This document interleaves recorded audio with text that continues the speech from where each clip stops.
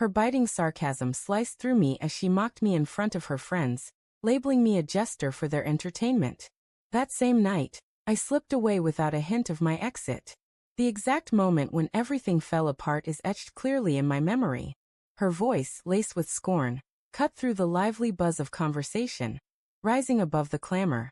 We were at an opulent rooftop bar she loved, a place brimming with overpriced cocktails and patrons whose laughter echoed too loudly, craving attention.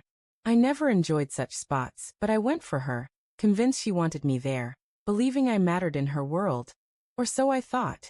The evening started like countless others.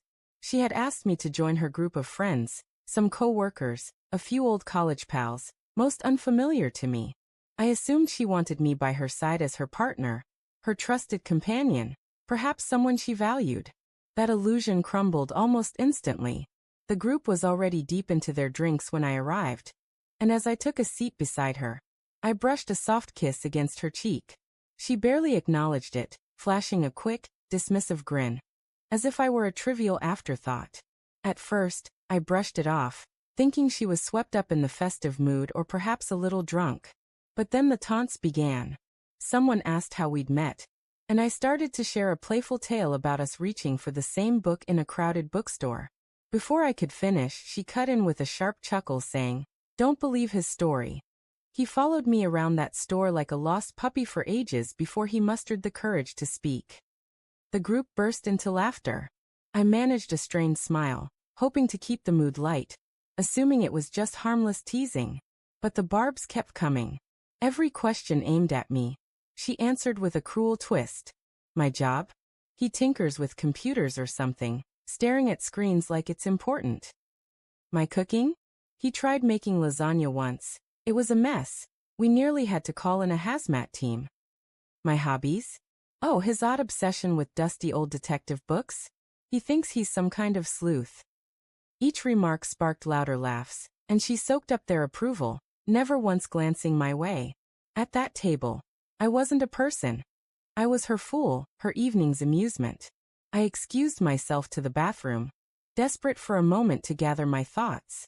Standing in front of the mirror, I stared at my reflection for what felt like an eternity, trying to force a smile to pretend her words didn't sting.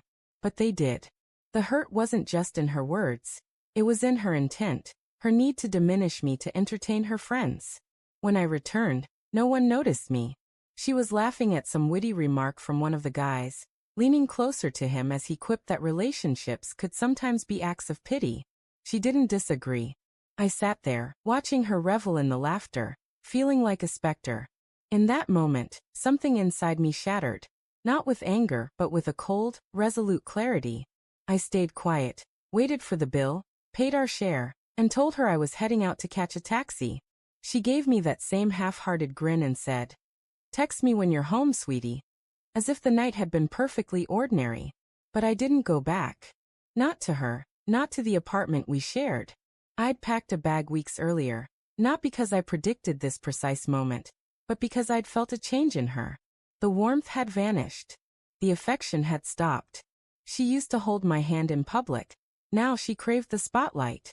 I was fading into a shadow of myself in her presence.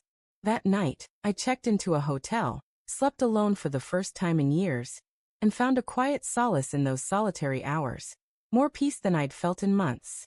The next day, I erased every trace of myself from our shared life. While she was at work, I arranged for my belongings to be retrieved. I blocked her number, closed our joint accounts, left no note, no explanation, nothing she could twist into another jab for her audience. 3 days later, she appeared at my best friend's doorstep, confused, frantic, almost angry. "Why would he just vanish like that?" she demanded. "He didn't even say anything. He just disappeared." Precisely.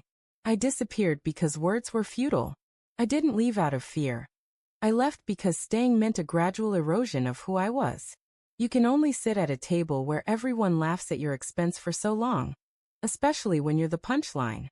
Sometimes, silence speaks louder than any words, and vanishing without a trace becomes the only statement that truly echoes. She called me a fool.